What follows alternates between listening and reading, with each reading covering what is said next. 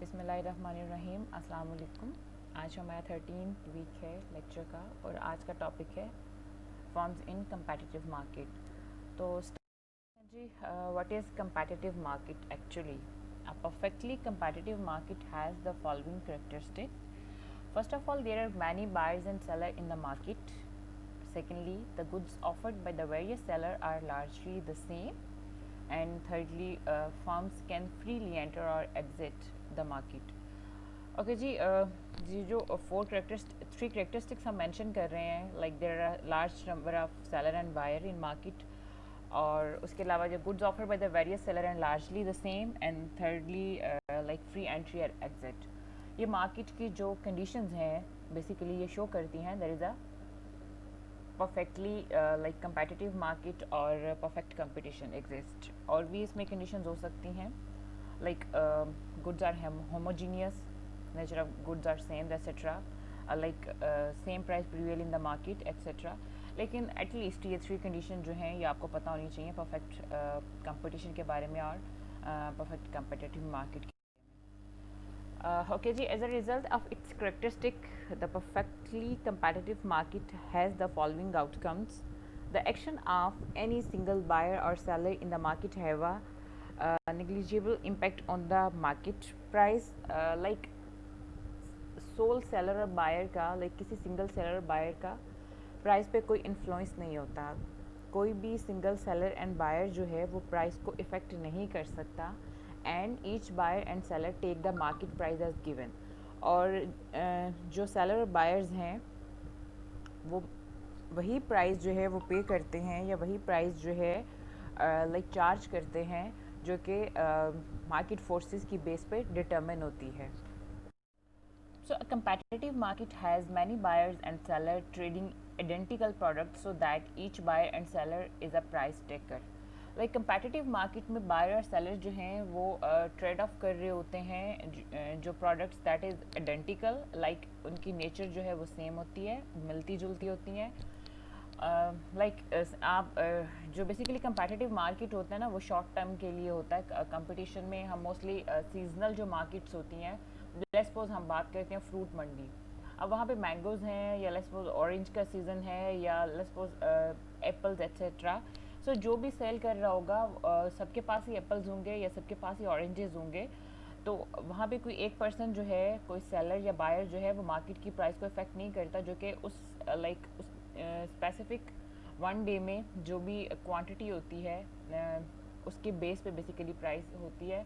So not only quantity की जब बात करते हैं दैट इज़ अ सप्लाई, लेकिन फिर हम ये भी देखते हैं कि उस दिन में स्पेसिफिक में डिमांड कितनी है। तो डिमांड एंड सप्लाई जो है वो मार्केट फोर्सेस हैं, उन दोनों की बेस पे उस डे की जो प्राइस है वो डिटर्मिन होती है। दैट्स वाई हम कहते हैं कि सेलर एंड बायर्स जो हैं वो प्राइस टेकर हैं। Buyers and sellers must accept the price determine by the market. So buyers and seller को वो जो प्राइस है वो एक्सेप्ट करनी पड़ती है, that is determine by the market. The revenue of a competitive firm, basically the total revenue for a firm is the selling price times the quantity sold. So price multiplied by quantity, जो भी results आएंगे that will be a total revenue. And the revenue of a competitive firm, total revenue is proportional to the amount of output. So जो total revenue होते हैं that is वो proportional होते हैं जो कि amount of output like receipt होती है। So average revenue क्या है? In a competitive market, it tells us how much revenue a firm receive from the typical units sold. So average revenue के लिए total revenue divided by like units sold जो भी हैं उस पर divide करेंगे तो हमारे पास average revenue आ जाएंगे. So average revenue is total revenue divided by the quantity sold. Like total revenue हम TR लेंगे और उसके बाद जितनी भी quantity जो है वो sold होगी उस पर divide कर देंगे तो हमें firm के average revenue जो है मिल जाएंगे. In perfect competition, average revenue equal the price of the goods. So आप देख सकते हैं total revenue divided by quantity, और total revenue जो basically होते हैं वो हमारे पास price multiply by quantity होते हैं, like जो per unit जिस price पे like sold किया जाता है, so वो price and वो quantity और उसको divide हम करते हैं quantity पे, that is a price or maybe average revenue. Marginal revenue is the change in total revenue. From an additional unit sold. So marginal हमेशा हम कहते हैं कि दैट इज़ चेंज, और जब मार्जिनल रेवेन्यू हम फाइंड आउट करेंगे हमने ये देखना है कि जो कि चेंज आता है in total revenue from an additional unit sold, like additional units sale करने से जो कि टोटल रेवेन्यू में चेंज आता है दैट इज़ मार्जिनल रेवेन्यू। जब मार्जिनल रेवेन्यू हम चेक करेंगे तो जब basically total revenue multiply by हम करेंगे ये बेसिकली जो आपको दिखाई दे रहा है डेल्टा का साइन, दैट इज़ ये शो कर रहा है कि ये चेंज है, और डिवाइड करेंगे उसको डेल्टा क्यू पे। लाइक आप जो रेवेन्यू है जब उसका डेरिवेटिव लेते हैं तो वो मार्जिनल रेवेन्यू बन जाता है क्योंकि हम उसमें चेंज फाइंड कर रहे हैं। So for competitive firm marginal revenue equal the price of the goods. जो कंपेटिटिव मार्केट्स होते हैं उसमें जो मार्जिनल रेवेन्यू होते हैं वो लाइक प्राइस के जो है वो इक्वल होते हैं, और उसमें नॉर्मली हम कहते हैं जो जब हम मोनोपोली की बात करते हैं तो उसमें हमारी जो एवरेज रेवेन्यू होते हैं इक्वल टू प्राइस होते हैं, लेकिन जो कि जब परफेक्ट कंपटीशन की हम बात करते हैं तो उसमें हमारे average revenue, marginal revenue and price जो हैं वो तीनों इक्वल होते हैं, उनका सेम ग्राफ बनता है। अभी हम टेबल में देखते हैं कि हमारे पास जो क्वांटिटी है ये डिफरेंट यूनिट में है 1 2 3 4 5 टिल 8th। प्राइस हम देख रहे हैं कि इट्स अ कांस्टेंट $6 है पर यूनिट प्राइस जो है। अब हम अगर टोटल रेवेन्यू देखेंगे तो हम प्राइस मल्टीप्लाई बाय क्वांटिटी करेंगे। सो स्टार्ट में हमारे पास टोटल रेवेन्यू जो 6 होंगे क्योंकि प्राइस 6 है बट यूनिट सिंगल है। सेकंड में हम देखते हैं कि हमारे पास क्वांटिटी जो है वो 2 यूनिट है और प्राइस 6 है, तो दैट इज़ अ 12। उसके बाद इसी तरह 6 multiply by 3 it's 18 24 and till 48। अब हम अगर एवरेज रेवेन्यू लेंगे तो एवरेज रेवेन्यू के लिए हम टोटल रेवेन्यू को क्या करेंगे, क्वांटिटी पे डिवाइड। तो हमारा टोटल रेवेन्यू अगर यहाँ पे 6 है और यहाँ पे क्वांटिटी 1 है तो आंसर 6 ही आएगा। उसके बाद आप देखें टोटल रेवेन्यू हमारे पास जो है वो 12 है लेकिन क्वांटिटी 2 है तो दैट इज़ 6। अभी आप देख सकते हैं कि हमारे पास जो प्राइस है हमारे रेवेन्यू भी एज इट इज़ वही आ रहे हैं जो कि हमारी प्राइस है। अब नेक्स्ट अगर मार्जिनल आप देखें तो अगर हम एवरेज रेवेन्यू जैसे हमने किया फाइंड आउट किया, तो अगर हम उसका डेरिवेटिव लें तो that is a marginal revenue. हम चेंज फाइंड आउट कर रहे हैं एडिशनल यूनिट पे, तो उसका भी आंसर जो है वो हमारे पास फर्स्ट यूनिट पे कोई चेंज नहीं आता और सेकंड पे ऑफ कोर्स जो है वो चेंज आता है। सो टोटल में अगर आप देखें पहले 6 था तो यहाँ पे 0 है, उसके बाद 12 हो गया तो चेंज 6 का है, फिर 18 हो गया तो भी चेंज 6 का है, 24 हो गया देन भी चेंज 6 का है। सो इसी तरह ये चेंज लास्ट लाइक यूनिट तक जो है वो हमारे पास 6 ही है। तो अभी इस टेबल के थ्रू आपको ये चीज़ तो एटलीस्ट क्लियर होगी कि जो कि परफेक्ट कंपटीशन जब होता है किसी मार्केट में तो वहाँ पे price, average revenue and marginal revenue same रहते हैं और इनका ग्राफ भी जो है वो एक ही बनता है। Profit maximization and the competitive firm supply curve. So the goal of a competitive firm is to maximize profit. This means that the firm will want to produce the quantity that maximize the difference between the total revenue and total cost. So कोई भी firm जो है basically वो quantity जो है produce करना चाहती है या मैक्सिमाइज करना चाहती है जहाँ पे उनके जो रेवेन्यू और कॉस्ट का जो डिफरेंस है वो ज़्यादा हो। सो ऑफकोर्स रेवेन्यू और कॉस्ट का जब डिफरेंस ज़्यादा होता है तो इट शोज़ कि फर्म का जो प्रॉफिट है दैट इज़ मैक्सिमम। उसके बाद हम दोबारा से हम देखेंगे कि जब हमारी जो मार्जिनल रेवेन्यू है ये कम है लेकिन हमारी मार्जिनल कॉस्ट, ये मार्जिनल रेवेन्यू का कर्व है और ये मार्जिनल कॉस्ट का कर्व ऊपर जा रहा है, तो अगर इस लेवल पे देखें तो हमारे पास जो है कॉस्ट ज़्यादा है और जो कि रेवेन्यू कम है, तो रेवेन्यू से कॉस्ट जब एक्सीड कर जाएगी तो of course that show up like quantity negative sign. So ये बेसिकली पॉइंट है जहाँ पे हमारा जो मार्जिनल कॉस्ट और मार्जिनल रेवेन्यू जो है वो इक्वल है। सो यहाँ पे हम कहते हैं कि हम लोग जो है कोई भी फर्म जो है वो प्रॉफिट मैक्सिमाइजेशन की कैटेगरी में कर रही है। नेक्स्ट हम देखते हैं यहाँ पे इस फिगर में basically marginal cost and the competitive firm supply curve. This is a marginal cost curve जो कि स्ट्रेट लाइन ऑलमोस्ट है और उसके साथ साथ हम चेक कर रहे हैं average total cost curve and average variable cost curve. X axis पे स्टिल हमने क्वांटिटी शो की है एंड वाई एक्सिस पे हमारे पास प्राइस है। So this section of the firms MC curve is the also the firm supply curve. जब भी average total cost से ऊपर मार्जिनल कॉस्ट कर्व जो होता है बेसिकली वो फर्म का सप्लाई कर्व होता है जो कि शो करता है कि अगर प्राइजेज इंक्रीज़ होंगी तो क्वांटिटी इंक्रीज़ होगी, और अगर प्राइजेस डिक्रीज होंगी तो क्वांटिटी डिक्रीज होगी. So the firm short-run decision to shut down. A shutdown refers to a short-run decision not to produce anything during a specific period of the time because of the current market condition. So exit refer to a long-term decision to leave the market. Basically जो shut down point है जो कि like short run decision हो सकता है like you are not producing something during a specific period of time क्योंकि current market condition जो है वो बेटर नहीं है तो कुछ टाइम के लिए आप ये सोचते हैं कि लाइक अनप्रडिक्टेबल मार्केट है अनसर्टन सर्कमस्टांसेस हैं तो कुछ टाइम के लिए क्या है कि लाइक ज़्यादा नुकसान होने से बेटर ये है कि लाइक उसमें ये डिपेंड करता है कि आपके जो वेरिएबल कॉस्ट और फिक्स कॉस्ट है वो कितनी परसेंट पूरी हो रही है. अगर आपकी फिक्स पर कॉस्ट पूरी हो रही होती है स्टिल तो कोशिश यही होती है कि एटलीस्ट जो कंपनी है या फर्म है वो चलती रहे. लेकिन अगर वो आपकी फिक्स्ड कॉस्ट भी पूरी नहीं कर रही वो भी आपको खुद से देनी पड़ रही है तो इस दिस इज़ अ बेटर कि आप लॉस में जाएं. आप ये डिसाइड करते हैं कि हम कंपनी को कुछ टाइम के लिए बंद करते हैं. So exit refer to a long run decision to leave the market. जहाँ बट जब एग्जिट टर्म हम यूज़ करते हैं तो उसका मतलब ये होता है कि कोई भी फर्म जो है वो मार्केट को छोड़ के हमेशा के लिए जाना चाह रही है. शटडाउन जो होता है वो like for a short time period के लिए होता है आप उसको दोबारा कंटिन्यू कर सकते हैं.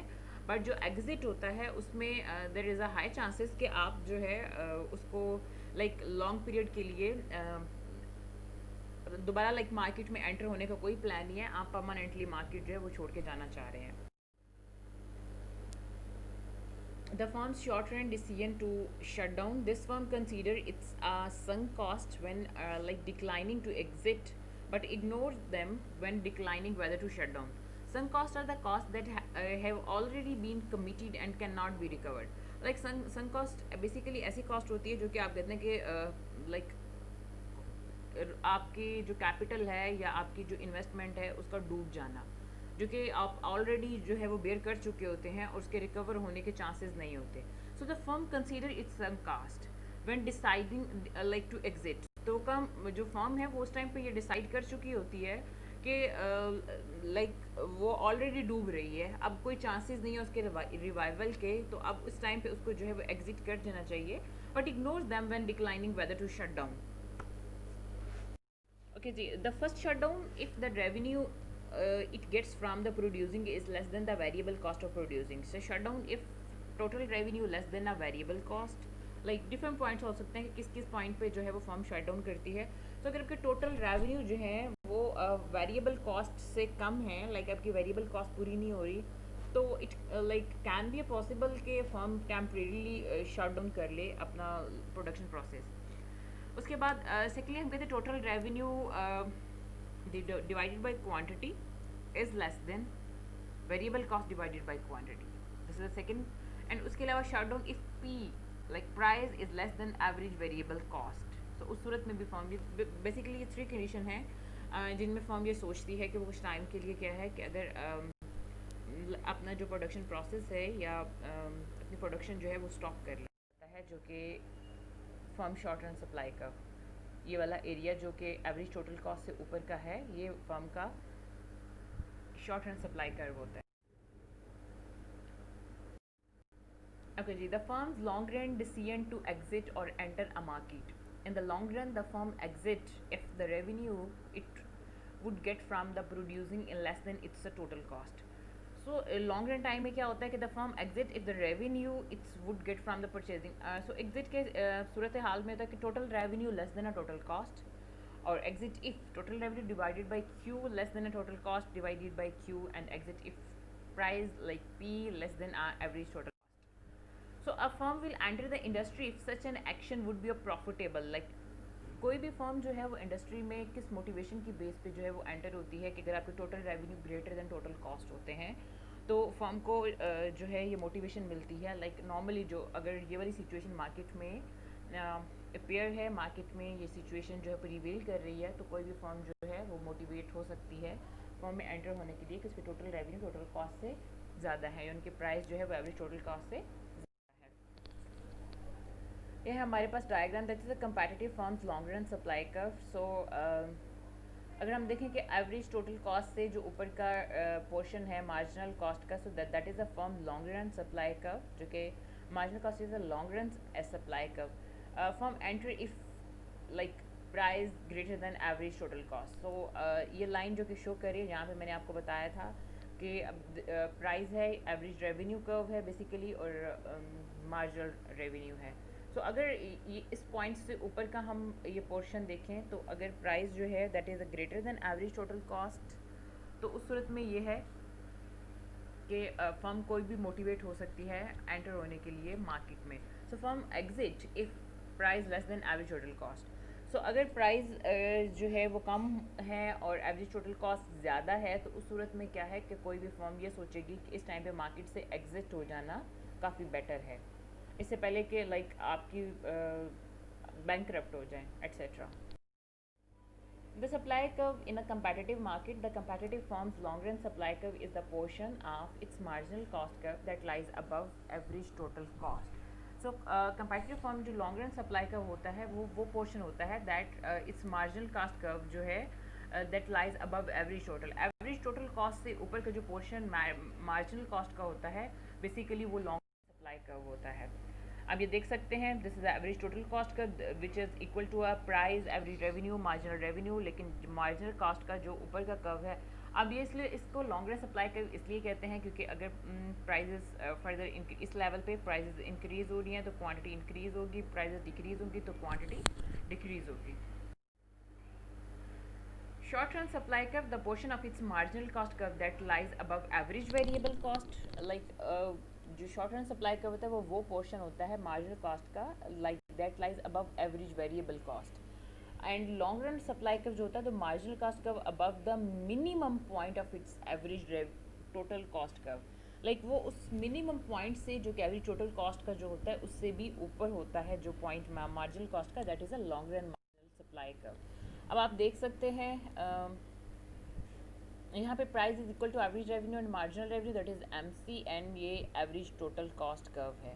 सो ये पोर्शन जो है जो कि शो कर रहा है, यहाँ से लाइन जब हम एक्सटेंड करेंगे तो इस लेवल पे दैट इज़ ये मिनिमम यहाँ पे एवरेज टोटल कॉस्ट है. सो इस लेवल पे जहाँ से मार्जिनल कॉस्ट जो है वो average revenue, average marginal revenue और प्राइस के इक्वल है. जब हम लाइन एक्सटेंड करेंगे तो इट्स एवरेज टोटल कॉस्ट, और ये जितना भी शेडेड एरिया है ये शो कर रहा है प्रॉफिट को.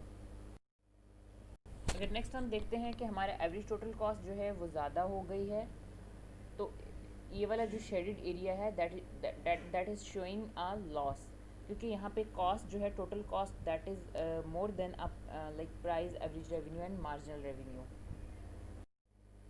Market supply equal the sum of the quantity supplied by the individual firm in the market. So जो market जो supply होती है totally वो किसके equal होती है? The sum of the quantities supplied by the individual firms, like different जो individual firms हैं उनकी कितनी quantities जो हैं that being supplied in the market.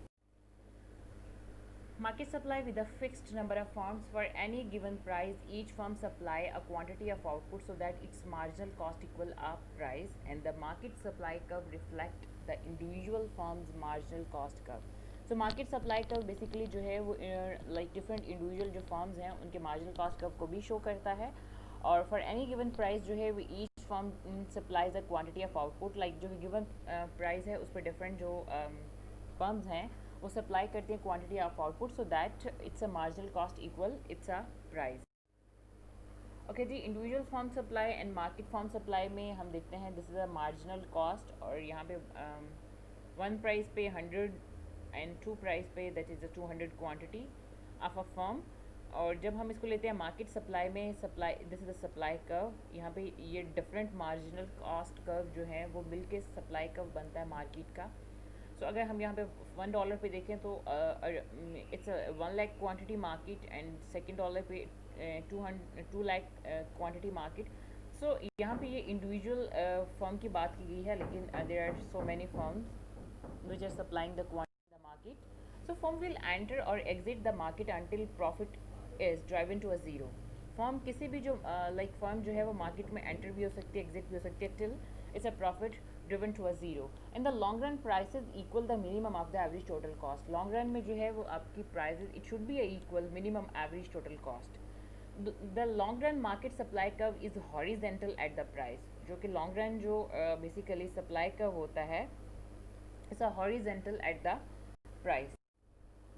Firm zero profit condition में हम ये देखते हैं, दिस इज सप्लाई कर्व, ऐसा like supply curve like price, it's a marginal revenue, average revenue etcetera. So this is a marginal cost curve, आप ये देख रहे हैं, और this is average total cost curve. यहाँ पे आप क्वांटिटी फर्म की शो कर रहे हैं, दिस इज अ प्राइस है। सो फर्म ज़ीरो प्रॉफिट कंडीशन में है। लेकिन यहाँ पे अगर मार्केट सप्लाई देखें तो ओनली लाइक अगर फर्म यहाँ पे प्रॉपरली प्रॉफिट अर्निंग की कंडीशन में नहीं है, तो डिफरेंट एमसी जो हैं वो जब ऐड अप होंगे डिफरेंट फर्म के, तो यहाँ पे जो सप्लाई कर्व बनेगा वो स्ट्रेट लाइन में बनेगा, वो ऑफ कोर्स पॉजिटिव नहीं होगा, बिकॉज के यहाँ पे जो प्रॉफिट की सिचुएशन है that is zero. At the end of the process of entry and exit, firm that remain must be a making zero economic profit. So जो process basically जो होता है entry and exit का firm का, that remain must be a making like zero economic profit. So the process of entry and exit ends only when price and average total cost are driven to equality.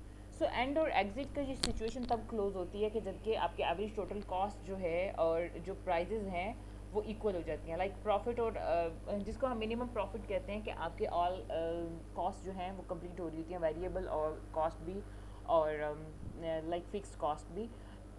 उस time पे बहुत मोर incentive show नहीं हो रहा था market में, सो more like ज़्यादा लोगों की, ज़्यादा फर्म की जो एंट्री की के लिए मोटिवेशन नहीं होती, और जो कि फर्म ऑलरेडी एग्जिस्ट कर रही हैं कंपनी में, सॉरी मार्केट में हैं, उनके लिए छोड़ के जाने की कोई वजह नहीं होती कि एटलीस्ट वो मिनिमम प्रॉफिट की कंडीशन में होती हैं। So long run equilibrium must have firm operating eight there efficient scale.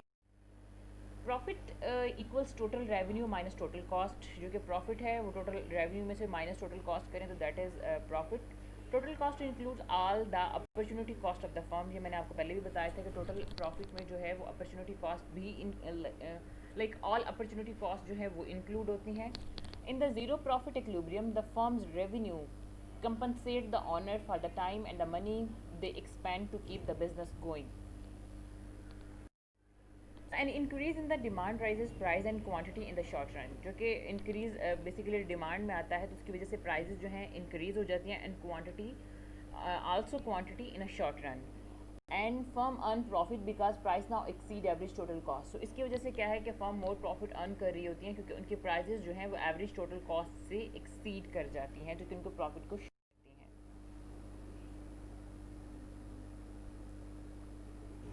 Okay जी, an increase in the demand in the short run and the long run अगर हम देखें तो यहाँ पे है हमारे पास firm basically this is the initial condition, यहाँ पे हमारे पास मार्जिनल कॉस्ट जो है and average total cost equal है।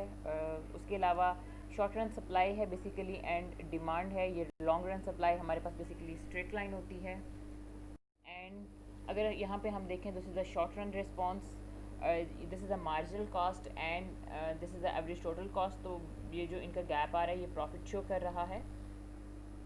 अगर हम मार्केट देखेंगे तो इसका कर्व थोड़ा सा कुछ ऐसे होगा, सप्लाई जो है वो पॉजिटिव स्लोप में है बिकॉज कि यहाँ पे प्रॉफिट अर्निंग हो रही है, दैट्स वाई। और ये स्ट्रेट लाइन जो है ये कि लॉन्ग रन सप्लाई कर्व को शो कर रहा है। तो पहले डिमांड जो थी वो कि D1 थी, तो ऑफ कोर्स हमने बात की कि इनकेस डिमांड इंक्रीज़ होती है दैट्स वाई प्राइजेज इंक्रीज़ होती हैं, तो डिमांड के इंक्रीज़ होने से प्राइस इंक्रीज़ होगी, तो जिसकी वजह से क्वान्टिटी भी इंक्रीज हो गई। ओके, लॉन्ग रन रिस्पॉन्स में यहाँ पे हम देखते हैं कि फर्म जो है this the marginal cost and average total cost जो है वो फर्म की कंप्लीट हो रही है। एंड हमने लास्ट में देखा कि जब हमारा डिमांड का शिफ्ट किया था यहाँ पे, तो P2 से क्वांटिटी जो है वो Q2 हो गई।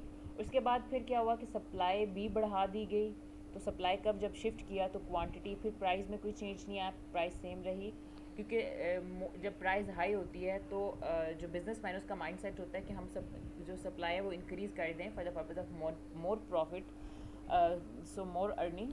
तो यहाँ पे हम देख सकते हैं कि this is a C point जहाँ पे हमने सप्लाई कर्व शिफ्ट किया और हमारी क्वांटिटी जो है वो फर्दर इंक्रीज़ हो गई, that is a Q3. So some resources used in production may be available only in limited quantities. Firm may have different costs.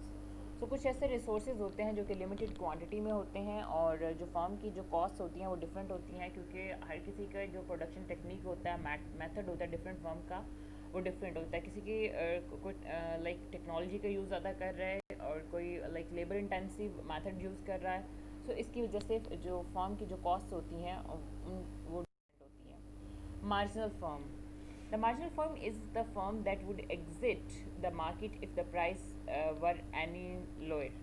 Like जो मार्जिनल फर्म होती है वो एग्जिट कर सकती है कि अगर प्राइस जो है वह any lower like come let's suppose जो है वो काफ़ी कम हो जाती है अपने एक लेवल से, तो उसके बाद फर्म जो है कोई भी फर्म जो मार्केट से एग्जिट करती है उसको हम मार्जिनल फर्म कह सकते हैं। ओके जी, लेक्चर आलमोस्ट हमारा जो है वो कंप्लीट हुआ। अभी कुछ समरी पॉइंट्स हैं, लाइक आज के लेक्चर में क्या चीज़ें थी, क्या पॉइंट्स थे जो हमने डिस्कस किए। So because a competitive firm in is a price taker, so its revenue is proportional to the amount of output it produced. Like जो कि कंपेटिटिव फर्म में बेसिकली जो फर्म्स होती हैं वो प्राइस टेकर होती हैं। सो जो रेवेन्यू जो होते हैं वो प्रोपोर्शनल होते हैं to the amount of output it produce, जो कि अमाउंट जो है आउटपुट प्रोड्यूस की जाती है, रेवेन्यू उसके प्रोपोर्शनल होते हैं। The price of the good equal both the firm's average revenue and its marginal revenue. तो शॉर्ट टर्म में बेसिकली हर फर्म की प्राइस जो है उसके average revenue and marginal revenue के इक्वल होती है, और this is a parallel to O X, like X axis origin to X. और लॉन्ग रन में हम मार्जिनल रेवेन्यू का कर्व डिफरेंट होता है, but average revenue and price जो है वो सेम कर्व पे होती है और वो इक्वल होती हैं। To maximize profit, a firm chooses the quantity of output such that marginal revenue equals marginal cost. Like profit maximization के लिए a firm chooses the quantity of output जो like such the marginal revenue equal marginal cost. Profit maximization के लिए कोई भी firm only उस quantity of produce तक जाती है जहाँ पे उनका जो मार्जिनल रेवेन्यू है वो इक्वल होता है मार्जिनल कॉस्ट के। So this is also the quantity eight which price equals marginal cost. ये वो क्वांटिटी भी हो सकती है जहाँ पे जो प्राइस है वो मार्जिनल कॉस्ट के इक्वल होती है, क्योंकि जहाँ पे प्राइस मार्जिनल कॉस्ट के इक्वल होती है वहाँ पे फर्म जो है वो मैक्सिमम प्रॉफिट की सिचुएशन में होती है।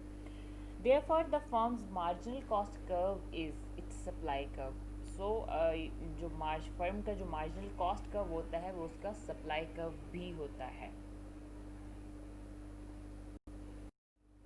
In the short run, when a firm cannot recover its fixed cost, the firm will choose to shut down temporarily if the price of the good is less than average variable cost. सो अगर like goods की prices जो हैं वो less than होती हैं average variable cost, तो उस time पे क्या है और फर्म की फिक्स्ड कॉस्ट जो है वो भी प्रॉपरली रिकवर नहीं हो रही होती, वेरिएबल तो ऑफ कोर्स नहीं कवर हो रही होती, और साथ में अगर फिक्स्ड कॉस्ट भी कम्प्लीटली रिकवर नहीं हो रही तो देन फर्म क्या करती है कि चूज़ करती है टू शट डाउन टेम्परेरीली, कुछ अरसे के लिए फर्म को बंद कर दिया जाए। But in the long run, when the firm can recover both fixed and variable cost, it will choose to exit if the price is less than average total cost. अगर लॉन्ग रन में जो है वो price average total cost से नीचे होती है तो फर्म ये डिसाइड करती है कि उसे मार्केट से एग्जिट कर जाना चाहिए।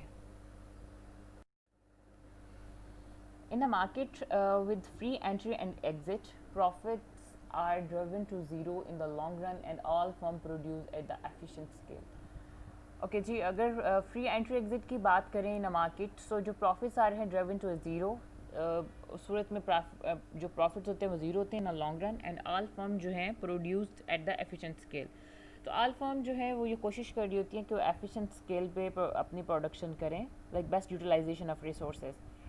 Changes in demand have different effect over different time horizons. Like time horizon के accordingly जो demand होती हैं उसके effects different हो सकते हैं. In the long run, the number of firms adjust to drive the market back to the zero profit equilibrium.